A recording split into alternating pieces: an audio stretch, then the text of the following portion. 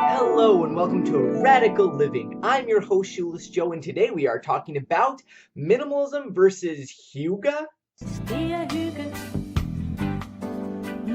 Det er hygge. So I was recently reading an article about someone talking about why they didn't like minimalism and they tried it, but they thought it was too stark, too barren, and they said, you know what, minimalism is out and Hygge is in. And I was like, wait, what?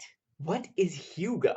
Well, Hygge is apparently a Danish word, and there's not really direct translation into English, but it basically means more or less a cozy atmosphere, a cozy environment.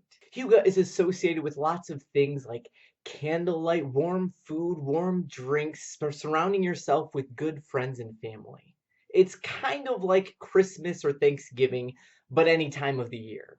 So after reading that that's what Hygge is, I thought, well, why is that, kind of contrasted with minimalism in this article? Are the two opposed to each other or could they work together? So I started looking up more about Hygge, reading articles, watching videos, and I found that there's not really much that goes against minimalism when it comes to Hygge.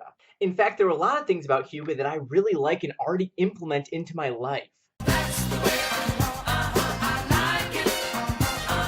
I mean, what's not to love about creating a little nook in the corner of a room with a nice chair and reading material, setting the mood when you're reading or hanging out with family and friends or just contemplating life by lighting candles and little lamps and turning off those ceiling lights. In fact, in one video I watched, Jenny Mustard said that ceiling lights are the exact opposite, like the complete antithesis of Hygge. And believe you me, I hate ceiling lights. In fact, I try to create some Hygge in between us whenever I make my cup of joe videos, like we're having a nice warm cup of joe together.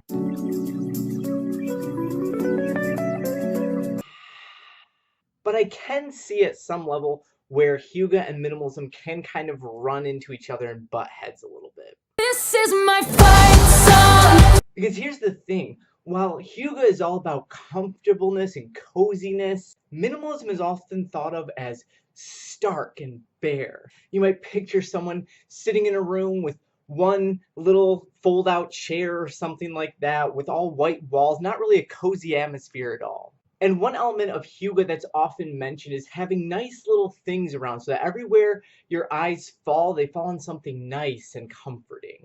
Whereas minimalism might say, you know what, why not just have bare walls and bare shelves and bare cupboards and barren deserts?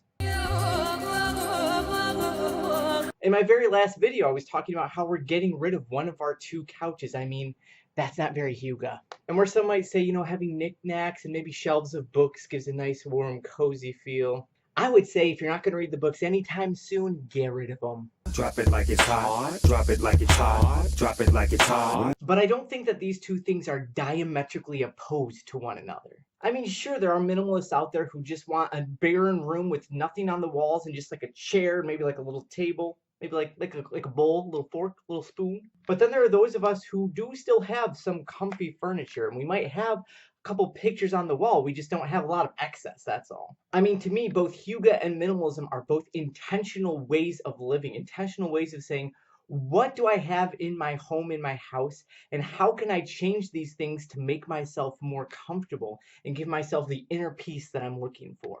So I guess it just depends on what kind of a minimalist you are and what kind of a Hyggeist artist you are, right?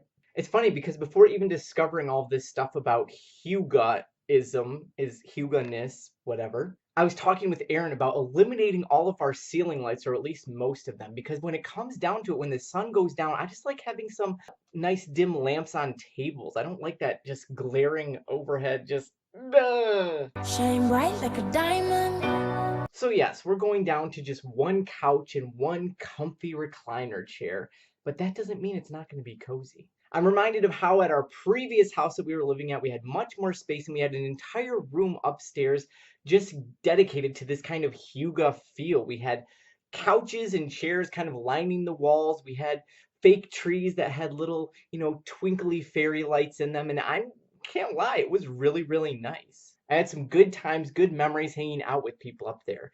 But things change. We're in a smaller space now, and we just don't have room for all of that. But we have plenty of space for the people that we have now as a family of 5 in the house to relax comfortably together. And if we have a lot of people over like we did before, yeah, they won't all be able to sit on a couch. But you know what? They're my friends. They're my family. They're my people. They can sit on the floor. On the ground. Thank you so much for watching. Let us know in the comments below if you think that Hygge and minimalism can coincide. Have you heard of Hygge before? Apparently this was like a big trend that I'd never heard of. So let us know.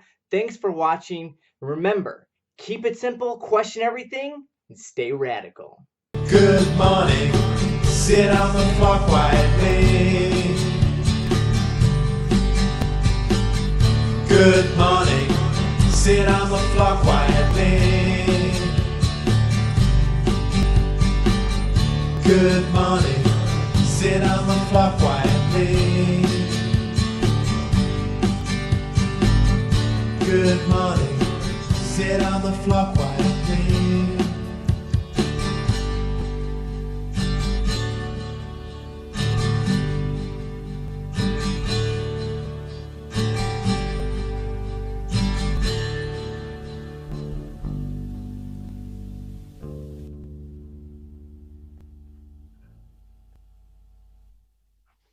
I would tell you, if you're not going to read the books anytime soon,